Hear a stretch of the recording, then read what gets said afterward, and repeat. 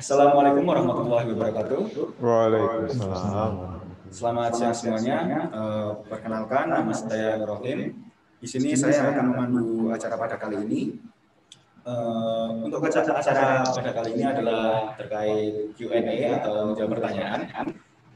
Sudah ada beberapa pertanyaan yang di submit ke dalam oleh Garuda 2020 yang sudah kami sortir. Ada beberapa pertanyaan terkait visi misi Fakultas Kehutanan, kemudian ada sejarah Fakultas Kehutanan, dan juga pengenalan program studi dan departemen. Sebelumnya, untuk Garuda 2020, kalau ada pertanyaan, silahkan untuk mengetik di dalam room chat Zoom. Untuk pertanyaan tercepat akan kami bacakan nanti pada akhir acara. Oke, sebelumnya di sini sudah ada 3 pembicara atau narasumber. Yang pertama ada Pak Joko selaku Wakil Dekan, kemudian ada Pak Widi selaku Kaprodi S1, dan ada Putri selaku Kepala Akademik dan juga Kemahasiswaan. Oke, langsung saja.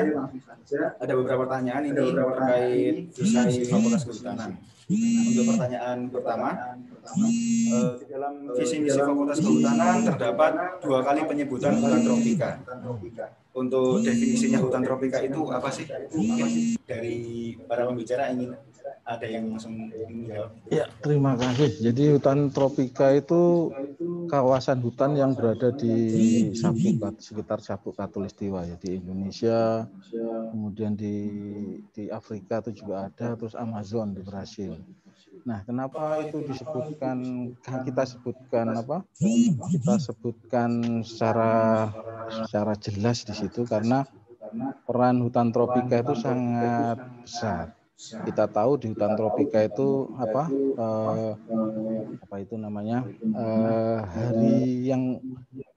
dengan sinar matahari itu sangat panjang. Kemudian di sisi yang lain hujan itu jatuh sepanjang tahun. Oleh karena itu kawasannya adalah kawasan pertumbuhan. Nah, tahu artinya kawasan artinya pertumbuhan? Artinya setiap hari itu terjadi proses fotosintesis di mana itu mengikat karbon dioksida dengan energi sinar matahari dan air, dan sepanjang tahun maka ada air tersedia, ada sinar matahari, terjadilah fotosintesis untuk pembentukan kayu.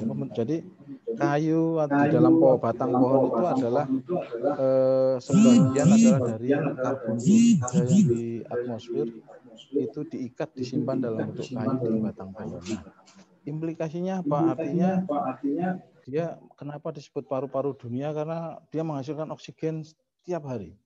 Di sisi yang lain dia mengikat zat rumah kaca, gas rumah kaca, disimpan dalam bentuk kayu. Nah, beda dengan daerah subtropis. Kenapa subtropis? Subtropis itu hanya pertumbuhan tuh hanya optimal pada musim pertumbuhan, musim semi, Pak Widi ya. Musim semi hanya 3 bulan. Musim panas 3 bulan berikutnya itu rendah sekali. Yang lainnya setengah tahun tidur. Artinya oksigen itu yang utama ya dihasilkan di katulistiwa. Ya. Jadi hutan tropis menjadi sangat penting, strategis. Itulah kenapa orang dari subtropis memaksa kita untuk jangan menebang hutan di daerah tropis karena mereka akan terganggu karena pasokan oksigen dari daerah tropis itu ya. Dari pembicara lain mungkin ada yang ingin menambahkan terkait jawaban dari Pak Joko, dari Pak Udi mungkin. Sedikit ya, barangkali memang sudah lengkap. Yang menjadi penekanan di sini justru kita sebagai orang Indonesia yang merupakan daerah tropis harus expert di situ. Expertise kita ya memang di tempat di mana kita ada. Jadi jangan sampai kemudian ahlinya hutan tropis justru dari negara-negara subtropis, misalkan orang Jepang ahlinya hutan tropis. Nah, itu bukan seperti itu. Tugas kita lah sebagai orang Indonesia, UGM apalagi ya, universitas paling jos ya. Itu harus sadar bahwasanya kita yang paling expert menguasai Hutan tropis itu secara keilmuan maupun nanti pengelolaannya seperti apa. Dan di UGM, di Fakultas Kehutanan UGM adalah tempatnya. Jadi Iya. adik-adik semua tidak salah, tidak salah memilih. Ini terima kasih dari para pembicara. Mungkin cukup jelas ya untuk terkait pertanyaan pertama tadi. Kenapa kok hutan tropika itu disebutkan 2 kali dalam visi misi Fakultas Kehutanan UGM? Untuk ya pertanyaan kedua ini, di dalam visi misi ini apa sih tantangannya dalam menjalankan visi misi di Fakultas Kehutanan ini? Tantangannya adalah itu tadi ya, penguasaan ilmu dan teknologi itu memang kita masih tertinggal, khususnya di ilmu tentang hutan, pengelolaan hutan, tapi khusus hutan tropika kita lah yang unggul. Nah, tantangannya adalah bagaimana adik-adik semua itu akan semakin menguasai ilmu dan teknologi itu. Yang kedua adalah kondisi hutan kita sendiri adalah dalam kondisi memang pengelolaannya ada yang rusak, tapi banyak juga yang bagus. Nah, rehabilitasi itu adalah tantangan ke depan. Yang berikutnya adalah saya lupa tadi. Ini Pak Widi mau nambahkan dulu. Ya, mungkin ke masalah hubungan internasional juga, peran Indonesia pada di kancah internasional. Tapi saya nambahkan sedikit Pak ya. Jadi tantangan tidak hanya sekedar masalah substansi ya, rimbawan muda semuanya. Substansi dalam hari ini hutan harus menjadi apa? Kita kalau di operasional prodi dalam pelaksanaannya itu ada tantangannya macam-macam. Kalau bisa kita ringkas itu tantangan berupa input, proses, output, sama outcome-nya seperti apa. Tantangan input itu ada macam-macam. Kita menerima mahasiswa se-Indonesia ya. Mungkin yang mulai dari bekal SMA-nya mungkin berbeda-beda. Apakah itu hal yang menantang? Mau menantang sekali. Kemudian bukan menjadi penyeragaman ya, tapi tidak. Tapi membuat kita memiliki standar yang sama nanti. Kualitas kita mau seperti apa. Proses juga seperti itu. Proses belajar mengajar kan tidak hanya searah dosen ngasih sesuatu. Oh, tidak seperti itu. Karena belajar, kita semuanya sedang belajar. Dan belajar harus dengan niat yang baik dan etika yang baik. Nah, itu sangat menarik sekali. Bagaimana memahami etika di era milenial itu, ya. Jadi kadang-kala ya sopan santun seperti apa, tapi dalam konteks operasional perlu kita berlatih tingkat etika, ya sopan santun dalam mencari ilmu itu perlu. Karena dapatnya ilmu itu, manjingi ilmu, kita punya ilmunya itu masuk ke dalam jiwa kita. Ya kalau kita sudah memiliki kaidah-kaidah, termasuk yang pertama adalah adab mencari ilmu. Itu tantangan. Ingat. Jadi tantangan berikutnya itu adalah orang atau masyarakat atau pemerintah itu masih beranggapan semuanya dihitung dengan nilai uang, ya toh? Bahwa sehingga kalau dilihat di APBN itu sektor kehutanan itu memberikan share terhadap pemasukan negara itu sangat rendah. Padahal sebetulnya kalau boleh jujur bahwa peran yang paling penting itu adalah kita mempertahankan hutan, melindungi sistem kehidupan yang kita jalani. Jadi bebas bencana, air segar, udara segar, oksigen, air bersih, kemudian plasma nufah yang terjaga sehingga sumber obat-obatan dan masih ada di hutan. Nah, itu yang tidak bisa dinilai dengan uang. Jadi hutan itu harus ada karena agar kita sistem kehidupan kita itu terlindungi. Itu yang pemahaman itu yang perlu selalu diberikan kepada masyarakat dan juga pemerintah. Jadi tidak hanya nilai uang. Kalau itu dinilai dengan uang kan harganya juga menjadi mahal. Luar biasa itu. Ya. Mungkin kalau dari sisi akademik sendiri dan dari sisi kemahasiswaannya Bu, nah untuk menjalankan visi misinya ini tantangannya seperti apa ya Bu?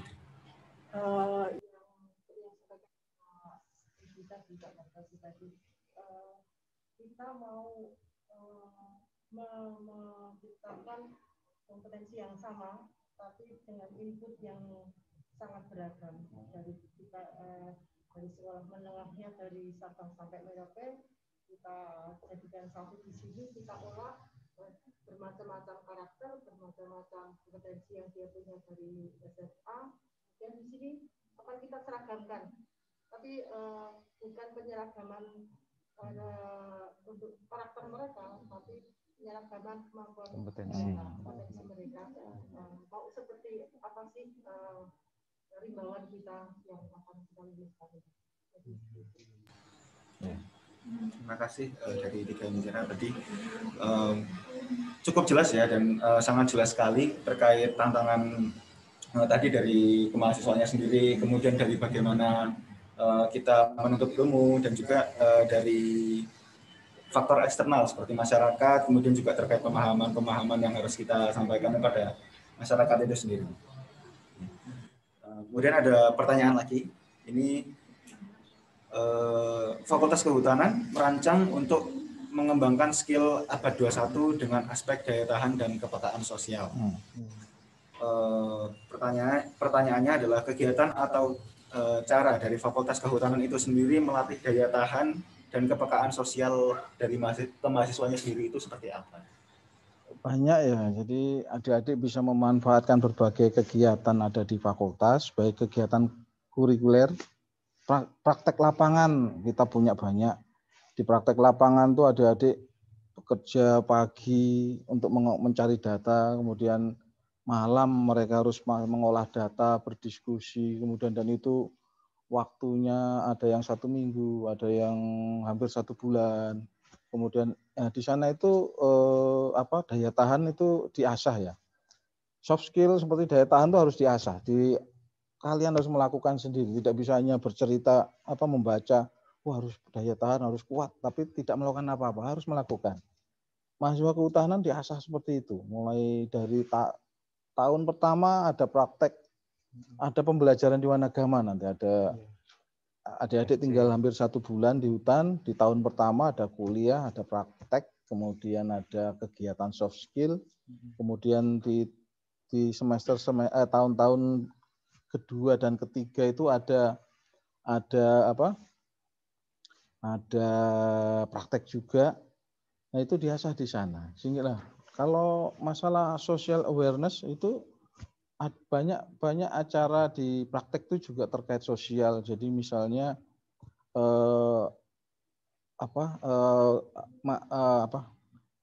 bagaimana hubungan hutan dengan masyarakat. Apakah masyarakatnya miskin ataukah juga makmur karena keberadaan hutan itu.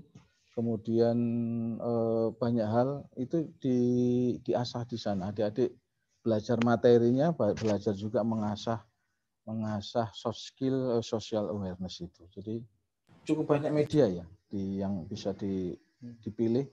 Adik-adik juga bisa ikut UKM atau kegiatan mahasiswa, di sana juga banyak, atau PKM itu juga bisa, pekan kreativitas mahasiswa. Pak Widi mungkin ada tambahan dari Pak Widi? Iya, saya hanya guyon saja. Jadi yang dimaksud dengan bertahan di sini bukan berarti kemudian kuliahnya lama di sini ya. Oh iya. Saya bertahan 7 tahun Pak, ketahanan saya teruji. Boleh sih tapi ya jangan. Boleh tapi jangan kecuali kepepet. Ya, saya rasa kok jangan sampai kepepet juga. Jadi yang bertahan itu yang benar yang disampaikan Pak Dekan tadi, Pak Adek tadi. Ketika kita berkiprah nanti itu kita tahan di sana dengan segala situasi kondisi di mana di sini kita bisa berlatih. Tahan banting. Tahan banting. Bukan kemudian tahan-tahanan sampai 7 tahun, enggak. Tahan ketika kita mendapatkan tugas, ketika kita mendapatkan tantangan. Orang tua nangis ya kalau sampai 7 tahun enggak lulus-lulus. Nah, terus yang kedua yang terkait dengan sensitivitas sosial gitu, itu sebenarnya sederhana kalau saya itu. Sesuatu yang sederhana tapi kadang-kala rumit karena tidak paham di sana. Karena belajar kita harusnya dari yang lingkaran paling dalam yaitu keluarga. Bagaimana ketika memahami ibu bapak kita yang sudah membiayai, gendang lulus sing terpinter, sing berprestasi, itu aja kita susah. Untuk lingkaran ring 1 orang terdekat aja kita susah, saya rasa juga harus perlu banyak waktu untuk memahami sosial yang lebih luas, memahami masalah hutan dan sebagainya. Paham bapak ibu aja susah, apalagi. Nah itu yang menjadi hati-hati, mohon berlatih juga di lingkungan yang paling kecil, ibu bapak kita, saudara-saudara kalian, semuanya. kemudian ke rekan-rekan yang ada di kampus, ibu bapak dosen dan sebagainya. 6B setelah itu kemudian kita yang lebih luas, mulai dari yang sederhana. Itu aja. Ada sedikit sebenarnya untuk mengasah kepekaan sosial itu ya.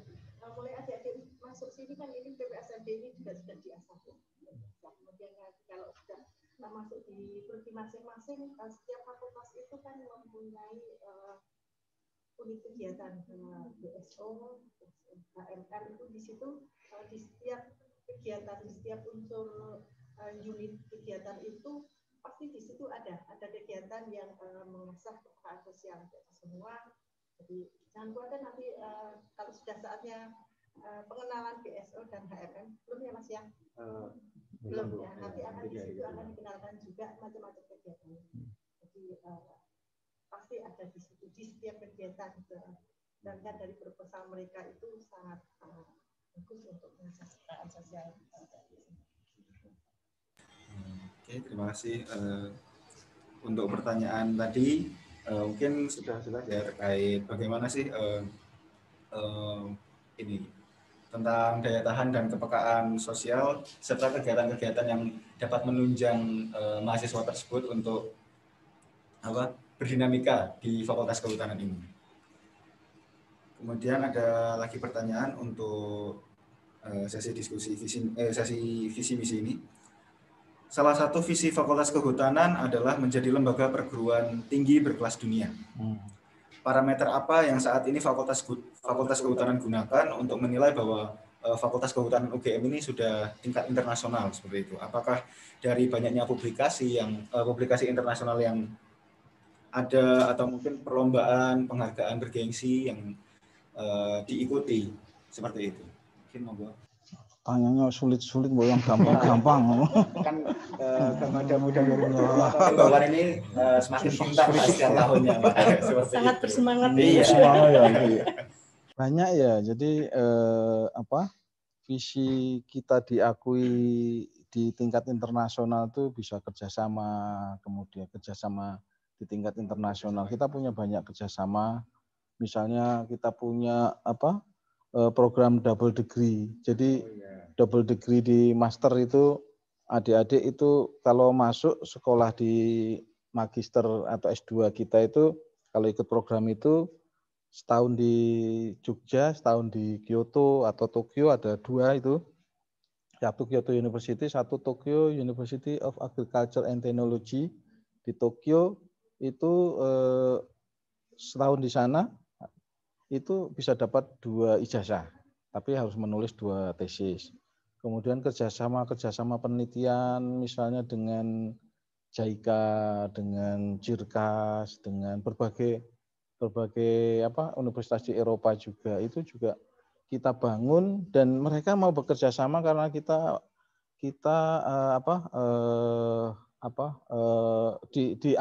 dianggap tadi kan bereputasi di Indonesia. Jadi di Indonesia itu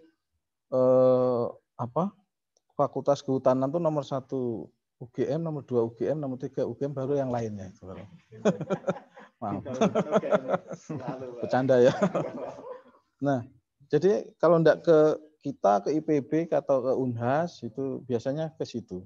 Kita juga punya program Putri KKN yang dengan IPB, Unhas, kemudian Kagawa itu juga ada. Jadi anak-anak Suici. Seven University Indonesia and Japan itu. Jadi UGM, IPB, kemudian Unhas itu bekerja sama dengan Kagawa, terus Ehime dan satunya apalagi itu Yamagata kalau tidak salah itu bekerja sama. Kemudian ada lagi banyak sekali ya. Kemudian program pendidikan misalnya student mobility, kita mengirim mahasiswa ke Yamagata, ke Tokyo, ke Kyoto itu juga ya. Jadi parameternya di samping publikasi biasanya publikasi internasional itu ada kolaborasi yang seperti Pak Widi ini dengan Tokyo University of Agriculture, saya dengan Kyoto University, Pak Atus, ada Pak Atus itu. Di sini Pak Atus. Itu dengan Ehime itu. Sini Pak Atus. Itu banyak ya, banyak. Jadi kerangka kerjasama yang besar juga kita bangun. Ya. Selain memang karena publikasi dan memang Fakultas Kehutanan itu dikenal di Indonesia, Ya, itu. Ya. Jadi banyak program kerjasama yang masuk ke Fakultas Kehutanan. Ya. Mungkin dari Pak Widi ada tambahan atau mungkin dari Iya, sedikit. Jadi itu ada kriterianya, Dik, ya. Jadi macam-macam termasuk ya. Jadi alhamdulillah pada tahun 2016 program studi kehutanan S1 mendapatkan sertifikasi dari Asian University Network ya. Artinya secara regional ASEAN kita sudah akreditasi sama masuk sertifikasi internasional ya. Ada berapa kriteria? Ada banyak kriteria. Ada 7 kriteria kalau nggak keliru. Saya sudah lupa 2016 ada borangnya. Yang selanjutnya kita sedang submit ke ASIIN, akreditasi internasional, untuk istilahnya apakah kita itu sudah layak untuk dinilai secara internasional. Kita sudah submit dokumennya dengan 7 kriteria. 6 kriteria. Macam-macam dia, termasuk dalam hal ini yang kemudian saya highlight adalah kinerja kita bersama. Tidak hanya kinerja dosen, dalam hari ini berapa dosen yang sudah berpendidikan doktor, berapa dosen yang sudah publikasi internasional dalam tahun ini di jurnal yang berkualifikasi apa, kira-kira pernah akan dapat Nobel apa tidak, dan sebagainya itu dinilai itu. Termasuk kinerja kemahasiswaan, berapa lama lulusnya, berapa lama masa tunggu kerja, IP-nya berapa, kegiatannya, prestasi internasionalnya apa, itu menentukan. Jadi untuk kemudian tahu IP enggak? Indeks prestasi. Indeks prestasi bukan adik ipar atau nanti dikira ipar atau sepupu. Siapa yang bertanggung jawab untuk kita menjadi level internasional atau tidak? Internasional tidak hanya kita berbahasa asing loh ya. Tapi quality kita itu memang siap bersaing secara internasional. Bukan karena kita kemudian punya kelas berbahasa Inggris. Udah. Tapi aktivitas kita yang berreputasi internasional. Nah, itu tanggung jawabnya siapa? Kita semua. Jadi bukan hanya dari dosennya saja, tapi mahasiswanya juga. Perilakunya juga ya. Misalnya adab juga. Misalnya di depan laboratorium harus ada tanda. Di dalam itu apa saja yang berbahaya.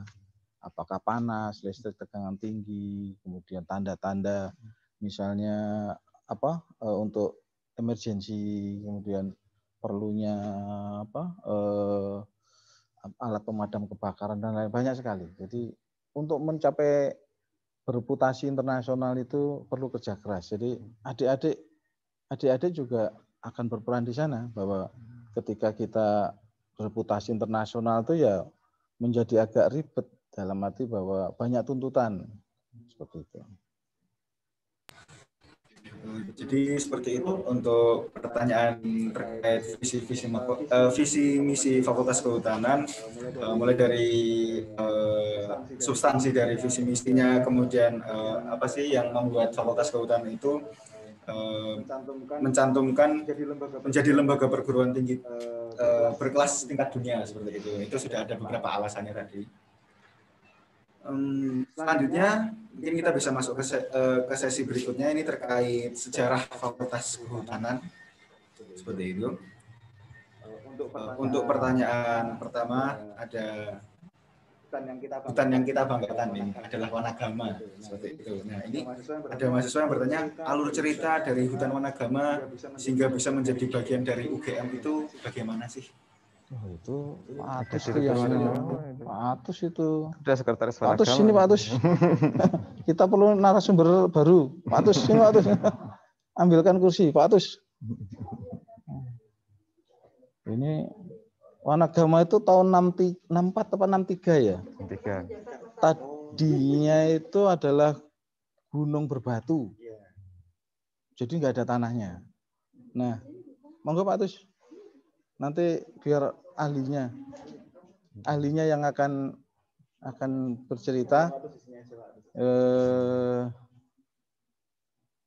Tadinya adalah gunung berbatu yang kemudian menjadi dihutankan, dan prosesnya itu dalam beberapa tahap, yang mulai dari ditanami pionir, kemudian dan Dan di sana prosesnya berat sekali karena warganya miskin juga. Sehingga di dalam proses penghutanan pelan-pelan tapi warga itu turut serta ya bertukar antara masyarakat bisa ambil kayu bakar, kita dapat kotoran hewan untuk pupuk dan lain-lain. Enggak Pak Atus cerita Pak Atus. Iya. Untuk alurnya sendiri kok dari Wanagama itu bisa menjadi bagian dari UGM-nya Pak. Oh iya, baik. Terima kasih. Jadi bisa agak lebih keras Pak karena baik. Yang keras kebetulan di awal fakultas ini berdiri, kita punya beberapa kerjasama bagus, termasuk dinas kehutanan di DIY dan dinas kehutanan di Gunung Kidul. Sehingga pada saat itu kita ditawari, kita tahu pada saat itu kan tanah kering kerontang, batu bertanah. Kemudian silakan, ini ada lahan yang butuh penghijauan, butuh rehabilitasi, masyarakat miskin di sekitarnya, baiknya bagaimana? Fakultas Kehutanan kemudian hadir di sana dengan ilmu yang kita miliki, kemudian kita buktikan bahwasannya kita memang mampu untuk menghijaukannya. Dari sedikit, kemudian dari peta 5 itu, kemudian dari 60 kurang lebih 59,9 kemudian menjadi sekitar 600. Ya, itu bertahap karena apa? Dari yang kecil di peta 5 itu terbukti jadi. Tadi Pak Wadik sudah ceritakan, ada transfer. Mereka boleh mengambil hijauan makanan ternak, termasuk rumput di dalamnya, tetapi tolong Wanagama diberi pupuk kotoran hewan ternak yang ada di sekitarnya. Hasil pemblukaran terjadi, ada pohon-pohon kecil yang sudah terjadi, termasuk Gliricidae, akasia dan sebagainya. Kemudian diperluas, diberikan oleh Dinas Kehutanan menjadi 79 dan seterusnya. Kemudian masuk jenis-jenis yang kayu, berkayu, dan jenis-jenis HTI, dan akhirnya kita melakukan banyak uji-uji yang karena kita uji-uji ini penting tidak hanya hijau, kan juga dia hijau tetapi berkualitas dengan genetik yang bernilai. Itu kan tugas kita sebagai punya kampus yang harus ada muatan keilmuannya di sana. Tidak hanya hijau, tidak hanya bisa menanam, memberikan pengetahuan di sana. Jadi untuk menghutankan menjadi Wanagama itu bukan proses yang mudah ya. Itu sulit sekali ya.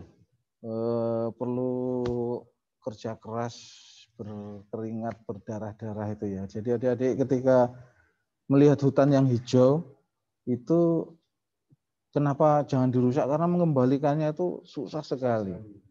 Ya, bukan berarti kemudian jangan menebang pohon. Nah, ini tergantung fungsi hutannya ya. Ketika hutan produksi ya memang itu tujuannya untuk menghasilkan kayu ya ditebang. Tapi setelah itu ditanami kembali. Sementara kalau hutan seperti Wanagama itu kan kawasan konservasi ya memang harus dijaga hutannya. Begitu juga hutan-hutan konservasi yang lain. Jadi untuk alur cerita dari hutan Wanagama itu sendiri memang sebetulnya sangat bersejarah sekali dan panjang alurnya itu. Mulai dari hutan Wanagama yang sebelumnya hanya tanah berbatu atau batu bertanah ya. Jadi bukan tanah yang berbatu tapi malah batu, hanya batu bertanah seperti itu. Tipis sekali ya, mungkin malah nggak ada 1 senti, tipis ya. Tipis sekali. Batu kapur. Atau malah tanahnya di cekungan di bagian cekung-cekung, tapi yang lain itu banyak batunya. Ada orang-orang Gunung Kidul yang bisa bercerita. Saya lahir dari sana. Native ya. Native. Monggo Pak Widi cerita Pak Widi. Apa ya? Ya, Gunung Kidul bagaimana perasaan ya? Kalau sekarang Gunung Kidul hijau loh. Itu karena Wanagama. Waktu saya zaman mahasiswa tahun 89 itu kalau praktek ke Gunung Kidul panas sekali. Siang tuh panas sekali, apalagi kalau kemarau air udah nggak ada. Kalau sekarang bangga sekali lihat Gunung Kidul yang bisa menghijaukan dari situasi kritis 10 tahun, 20 tahun sebelumnya ya Pak Widi. Ya, saya sebagai orang Gunung Kidul itu masih ada beberapa tanah yang serupa. Jadi silahkan adik-adik untuk berkarya mewujudkan, memperluas Wanagama lagi di sana. Ya. Biar hijaunya itu ya semuanya. Jadi tetap menerima donasi. Satu pesan saya untuk mahasiswa baru dari Wanagama. Dari Wanagama kita tahu bahwasanya ternyata kehutanan itu penting karena kita menanam pohon. Dekat pohon ada air, ada O2, ada pemandangan bagus, naungan yang sejuk. Ini pahala kita. Ini pahala kita sebagai orang kehutanan. Dengan ini, kita ya bisa hidup. Tanpa ini, fakultas lain, bagaimana? Ya, semuanya butuh ini. Jadi semangat. Makanya kenapa ada kehutanan itu penyangga sistem kehidupan. Artinya tanpa kehutanan akan tidak ada oksigen, air kurang dan lain-lain. Sehingga daya dukung untuk kehidupan itu sangat besar.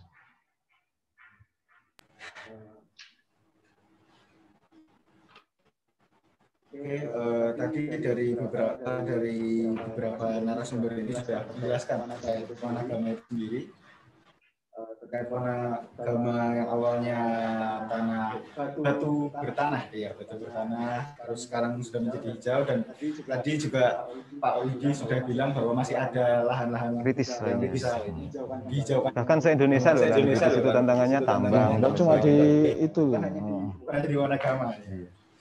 Jadi kemampuan rehabilitasi itu menjadi penting, pembangunan hutan itu. Makanya di kurikulum yang baru itu ada mata kuliah rehabilitasi hutan. Jadi itu adalah mata kuliah sifatnya wajib. Jadi adik-adik akan punya kemampuan untuk merencanakan, memilih tanaman, memilih metode reboisasinya, kemudian rehabilitasinya, kemudian langkah-langkahnya. Ada di sana.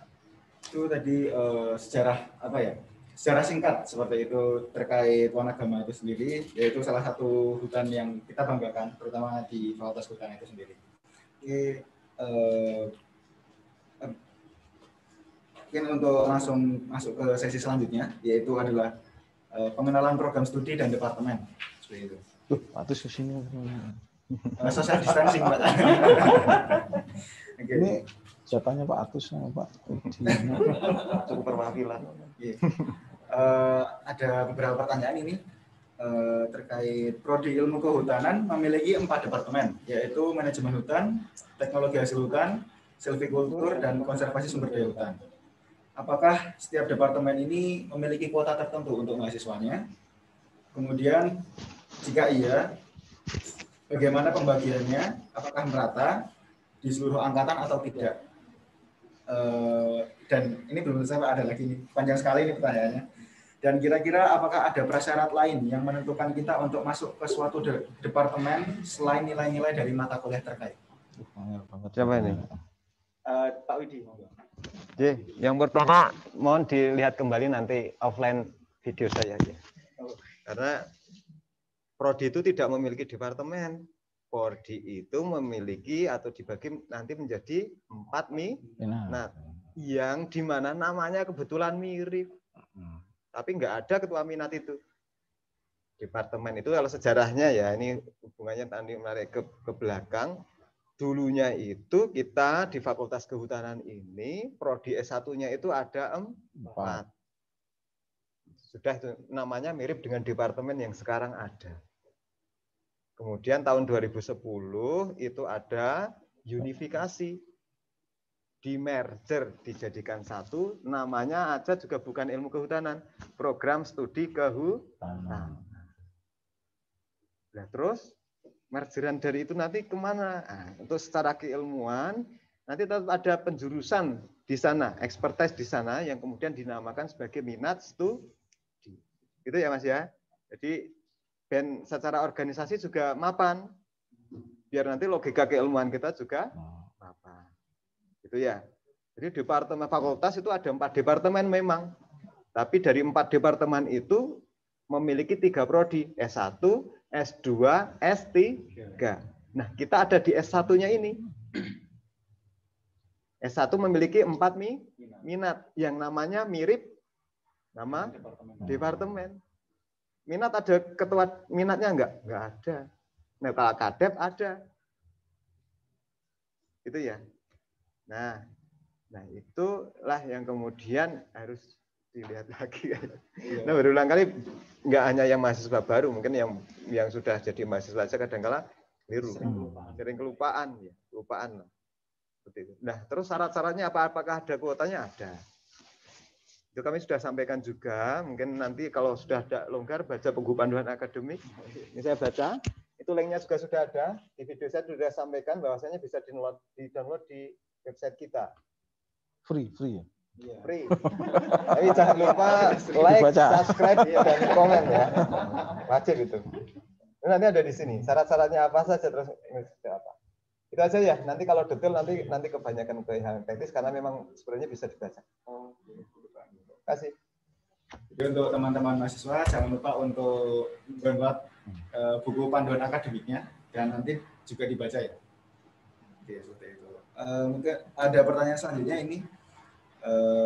Apa yang mendasari surat keputusan rektor nomor 89 PSKHT 2010 sehingga mengesahkan perubahan keempat program studi di Fakultas Kehutanan menjadi satu dengan nama program studi kehutanan? Mungkin dari Putri atau Pak Widi. Buatan 89 itu yang unifikasi kan? Unifikasi. Ya kan. Di merger itu memang oleh Dirjen kemudahan efisiensi atau bukan. Itu top down dari apa itu namanya? Dari atas. Dirjen Dikti. Dirjen Dikti kita ada istilahnya klasterisasi lagi. Jadi nama prodi itu sebenarnya sudah ada apa itu namanya ketentuan-ketentuannya. Dan untuk S1 kehutanan cuma ada satu, yaitu program studi kehutanan, di mana diharapkan semua prodi yang berbau kehutanan waktu itu diminta untuk melakukan unifikasi. Nah, secara apa itu namanya, kemudian ada telah ya, telah secara akademik dan sebagainya, bagaimana kemudian merespon surat dari Dirjen Dikti tersebut untuk dilakukan unifikasi. Ya memang ada, saya tambahkan sedikit, memang ada pandangan bahwa untuk strata sarjana itu ada yang memandang bahwa cukup ilmu yang luas, yang memayungi, yang general, kemudian baru di spesifikasi itu di master ya, misalnya di master nanti ambil di teknologi silvikultur atau KSD atau MH. Nah, itu sehingga kemudian memang waktu itu walau kita punya 4 program studi tapi kesamaan materi bobot kesamaannya itu di atas mungkin 50% ya, sehingga itu tidak berbeda jauh. Jadi banyak materi itu yang sama, misalnya kayak inventarisasi hutan itu sama, ilmu ukur kayu sama, kemudian ilmu tanah semua juga ngambil, hidrologi, dendrologi semua juga ngambil, sehingga mungkin Kementerian Diknas itu atau Dikti Dirjen Pendidikan Tinggi itu memandang bahwa kalian tuh sama, jadi sebaiknya ya jadi general saja. Mungkin seperti itu.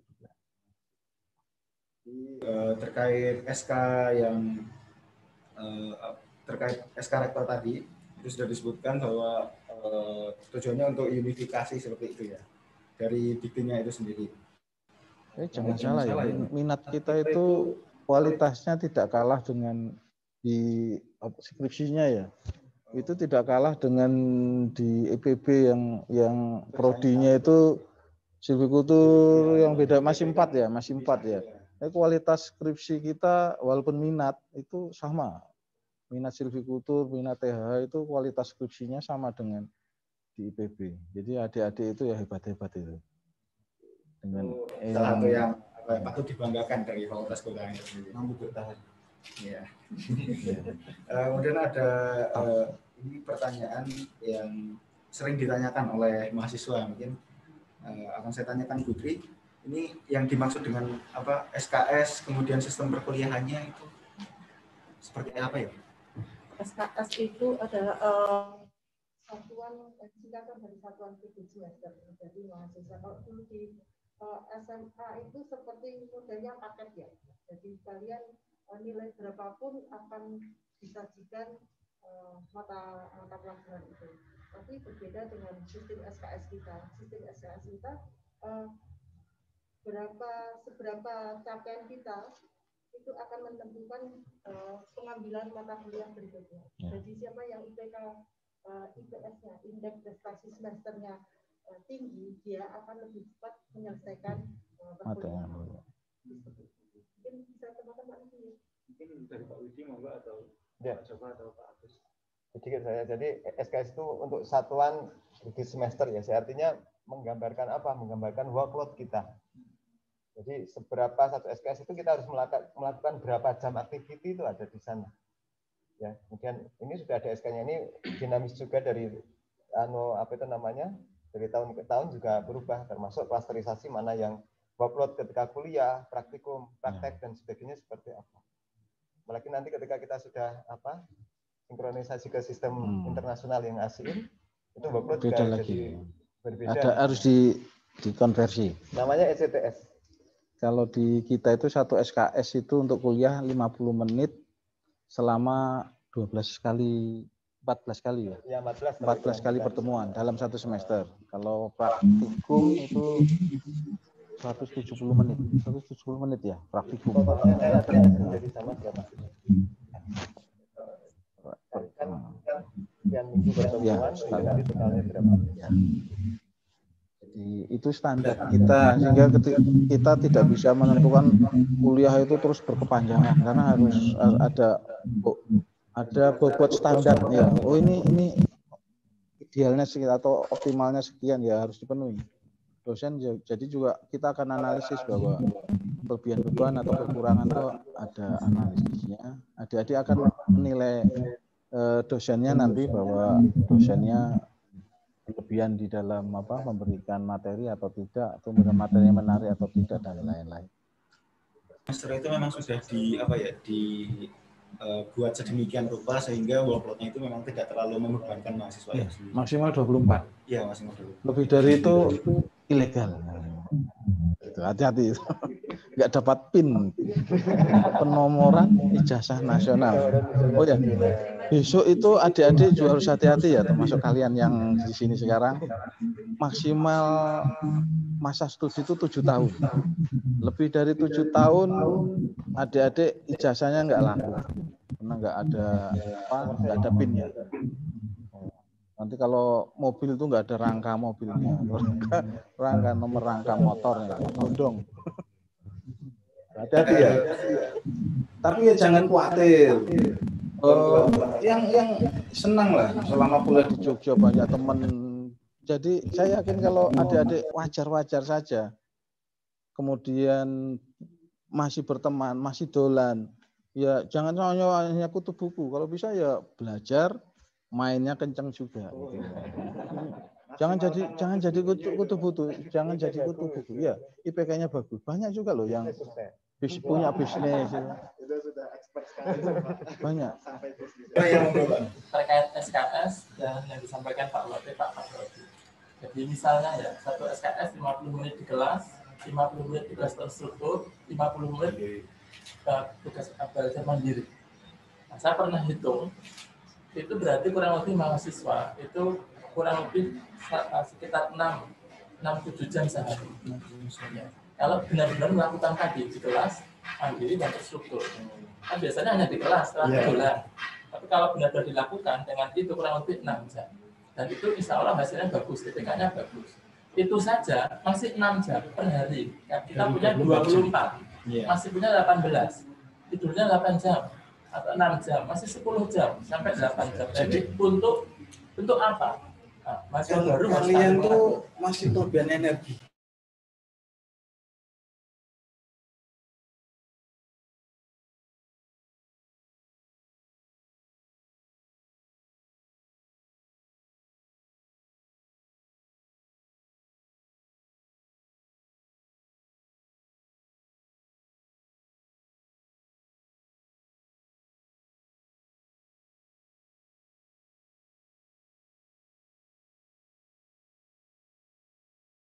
Energinya masih berlebihan.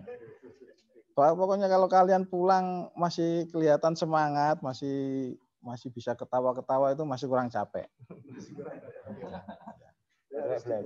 Belajarnya harus lebih keras lagi. Jadi seperti itu teman-teman untuk SKS dan sistem perkuliahannya. Nah, ada ini dari teman-teman Gamada 2020. sudah memberikan pertanyaan di kolom chat Zoom. Ini ada beberapa pertanyaan. Pertanyaan tercepat ini yang akan saya bacakan. Yang pertama ada, siapakah yang pertama kali memberikan atau mencetuskan nama hutan Wanagama? Lalu apakah ada hutan yang sering dikunjungi mahasiswa ataupun dosen Fakultas Kehutanan sendiri selain hutan Wanagama? Dan kegiatannya itu apa? Apakah untuk penelitian, studi, atau kegiatan-kegiatan lainnya seperti itu? Mungkin atas Wanagama. Wanagama itu kan awalnya dari kata bahasa Jawa ya. Wana itu wono, hutan, gama gajah mada. Jadi orang Jawa itu kan gimana enaknya menyebut. Banyak pohon munggur, dalan munggur. Banyak pohon asem, dalan asem. Ada kuburan, dalan kuburan. Oh ini hutannya Wanagama ya, Wonogromo. Akhirnya kan menjadi kebiasaan Wanagama. Itulah yang kemudian di dalam beberapa MOU yang dibuat kemudian diformalkan dalam misalnya dari Dinas Kehutanan ke UGM dituliskan di sana Wanagama. Kalau ditanya siapa yang menyebut menunjuk pada satu orang, tapi kurang tahu. Tapi kalau kita bisa merujuk pada MOU atau SK itu sebagai yang pertama, ya itu yang pertama berarti di SK misalnya kita dapat luas hutan yang pertama itu di peta 5 namanya Wanagama, itu bisa sebagai yang pertama. Apa yang tanda tangan di situ? Jenis hutan mana saja? Kemudian ini ada hutan yang sering dikunjungi oleh mahasiswa ataupun dosen selain Wanagama. Banyak ya. Jadi nanti pada tahun pertama itu kalian ada namanya kuliah lapangan. Adik-adik akan melihat hutan dari hutan pegunungan sampai hutan pantai. Itu bisa di Tawangmangu, bisa di Bondowoso, bisa di Banyuwangi untuk hutan mangrove, sama hutan pantai, banyak sekali ya. Jangan khawatir, petualangan menanti kalian. Jadi tadi Pak Isra bilang fasten your seat belt. Kalian akan memulai perjalanan, Jangan khawatir. Ada tambahan lagi dari Pak Widi atau mungkin Putri?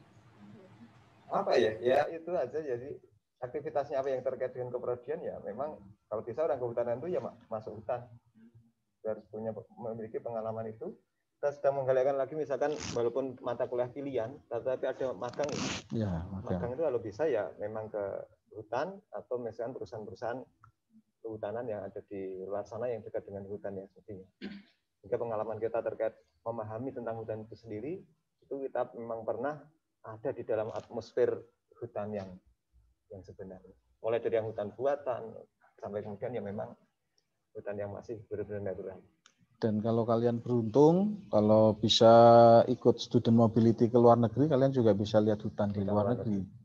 Bahwa kalian akan heran bahwa ada pohon usia 30 tahun tuh hanya kecil gitu kan.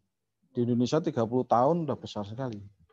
Jadi bayangkan di Indonesia itu pertumbuhan bisa sampai 2 cm per tahun. Di Jepang itu yang paling cepat 3 mili 1 tahun. Bayangkan.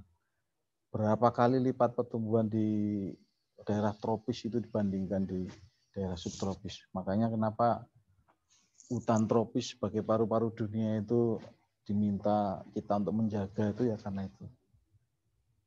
Ya, kedua pesan. Ya, Gamaja 2020. Yang pertama, tetaplah di kehutanan. Ya, karena kita bersedekah air, O2, dan banyak hal hidup lainnya yang itu dibutuhkan oleh fakultas non kehutanan. Tolong kalau memang ingin sedekah ya di kehutanan tempat. Bertahanlah di fakultas kehutanan. Apapun yang terjadi, nikmatilah fasten your seatbelt.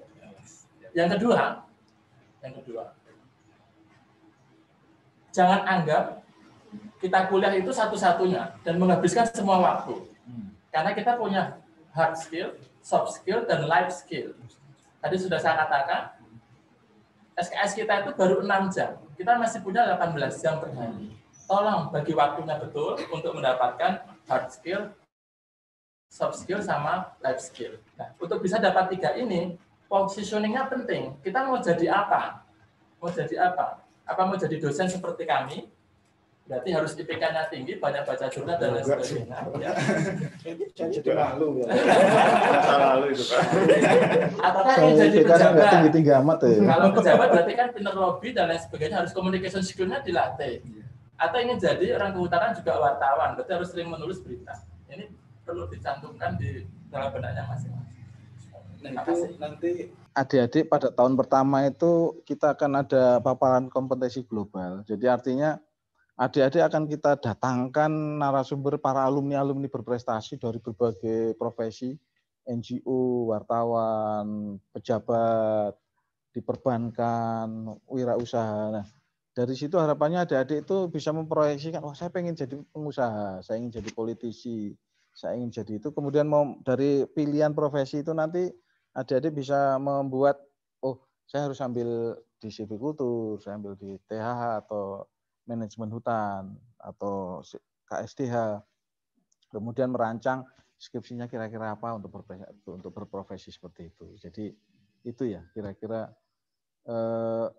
sekarang dari awal tuh adik-adik akan sering-sering kita beri paparan dari alumni yang berprestasi untuk memberikan inspirasi pada adik-adik untuk segera memilih profesi untuk menentukan profesi pilihan di masa depan. pesan terakhir. Ya, sedikit sudah mau habis. Nah, adik-adik ya masih ada toh. Ya. Jadi jangan lupa juga berdoa semoga pandemi segera berakhir. Amin. Kami tidak sabar untuk bertatap muka denganmu. Keren Pak Widi, keren. Iya loh bener. Ya. Daring, jadi ini bukannya curhat ya. Ngajar secara fisik beneran berhadapan muka hanya dengan layar itu berbeda sekali. Kami sangat menikmati mengajar ketika kita bersama-sama mahasiswa dalam satu kelas atau kita bersama-sama ke lapangan. Nggak cuma kalian yang capek loh. Iya. Belajar di depan laptop kami juga capek. Ya. Ya sama-sama kita selalu berdoa ya, jangan henti untuk berdoa agar segera selesai. Semoga pandemi ini cepat selesai juga. Amin. Kemudian ini ada pertanyaan, satu pertanyaan lagi dan mungkin jadi pertanyaan terakhir. Dan ini mungkin pertanyaan yang sering ditanya-tanyakan ini Pak oleh mahasiswa yang mungkin sudah mencapai usia tua Pak. Dan ketipan ini. Ini dari pertanyaannya sendiri dari chat Zoom Pak, dari chat Zoom. Ini dari Kepada Agama. Pertanyaannya adalah Lama mungkin. Pertanyaan ini, kenapa kuliah di Fakultas Kehutanan rata-rata lulusnya itu sampai 5 tahun atau mungkin lebih? Tidak seperti fakultas lain yang mungkin 3,8, 3,5 tahun, 3,8 tahun seperti itu. Ini serius ini pertanyaannya. Iya Pak, ini langsung dari Gamada Pak. Sebenarnya bukan 5 koma ya, jadi mungkin salah baca statistik. Jadi kalau 5 kurang iya, 5 kurang enggak. Jadi sebenarnya kita juga mentarget secara kurikulum itu 4 tahun. Itu memang bisa dijalani kurikulum kita untuk bisa selesai. 3.8 itu juga ada. 1-2 orang bisa menjalaninya. Iya, tapi seperti pesan Pak Joko tadi, ya sebenarnya kita selalu meraih saja gitu loh. Iya. Dia masih bisa dolan dan lain sebagainya itu, misalkan 4.3, 4.2, 4.5 itu saya rasa juga masih wajar. Iya. Tidak bisa dikatakan jelek juga. Ini naik nganti 5 koma itu juga sudah ada yang sesuatu yang perlu ditanyakan ke diri kita sendiri. Bagaimana kinerja kita masing-masing dalam belajar maupun mengajar, aktivitas pendidikan itu ada sesuatu yang kurang. Yang riskan tuh kalau lama kuliahnya dan nggak berwarna. Wah itu. Wes dolan ora. Wes dolan enggak. Sinau juga enggak. Nah itu yang masalah itu. Kalau gitu. Kalian kuliah 5 tahun tapi berwarna. Bisnis juga gagal terus. Nggak punya pacar. Iya nggak punya pacar, nggak punya teman. Itu yang grantes ya Mas ya. Kalau 5 tahun punya pacar, udah naik gunung, ngeband, IPK 3,5, apa IPK 3 lah. Asik itu. Ya kuliahnya asik itu. 4,5 nggak apa-apa tapi masih sempat asik ya Pak. Nah ya, tapi juga jangan 3,8 tapi nggak pernah kemana-mana. Balance. Ya itu tadi kencang belajar, kencang main itu ya. Balance. Kata kuncinya 1, balance. Seimbang. Ya. tinggal dari Putri ini selaku kepala bidang akademik dan kemahasiswaan untuk menyikapi dari pertanyaan ini. Mungkin dari mahasiswa curhat ke Putri terkait ini kok lama ya Bu? Biasanya tahun ketiga. Ya. 120 SKS, tinggal 20 SKS loh, tinggal 20 SKS itu yang bikin lama. Setelah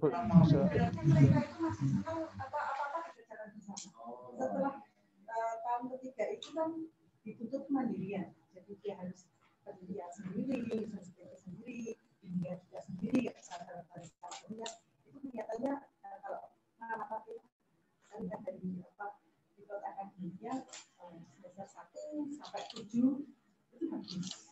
Penuh semua. Dan ada mereka yang telah lulus ini juga bukan berarti kitanya sudah banyak kok yang bukan setelah lulus di tahun kelima, tahun ke-6 itu banyak. Jadi kalau saya perhatikan itu kita kelima itu memasuki tahun ketiga itu memasuki fase sosial karena kalian harus bisa membuat strategi. Pertama mandiri tadi, yang kedua itu harus bisa melakukan kerja double. Jadi dia bikin proposal, berangkat PU atau KKN gitu. Jangan berseri. KKN setelah itu istirahat, terus PU istirahat, bikin proposal istirahat, kemudian skripsi istirahat, setelah dapat data istirahat, setelah menulis istirahat, itu yang bikin lama. Jadi kalau bisa tahun ketiga itu adik-adik harus hati-hati dan selain memupuk kemandirian itu juga berpikir kritis dan juga kreatifnya di situ. Bagaimana berkreasi pada tahun 3-4 itu penting. Sama kalau saya mohon agak kritis juga ketika memaknai Korsa Rimbawan. Korsa Rimbawan memang kita harus Korsa ya, ada punya jiwa Korsa, kebersamaan, teamwork dan sebagainya. Tapi jangan kemudian lupa bahwasanya kita harus bisa kerja mandiri. Ya. Kadang-kadang kan yang penting aku teamwork, semuanya saiki yang diagul-agulke diutamakan itu teamworknya. Iya memang teamwork itu sangat penting sekali. Tapi juga kerja mandiri itu juga penting. Itu juga harus balance. Kon single ya wani, kon bareng-bareng apa? Atau ngerampung. Itu.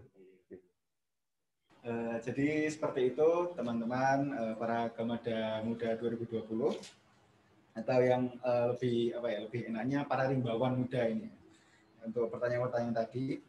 Kemudian untuk pertanyaan-pertanyaan yang sudah kalian ketikkan di kolom chat Zoom mungkin untuk saat ini belum bisa dijawab oleh para narasumber karena keterbatasan waktu.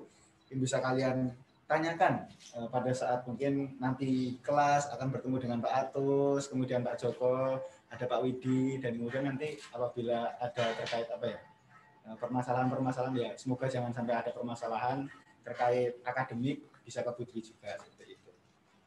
Oke.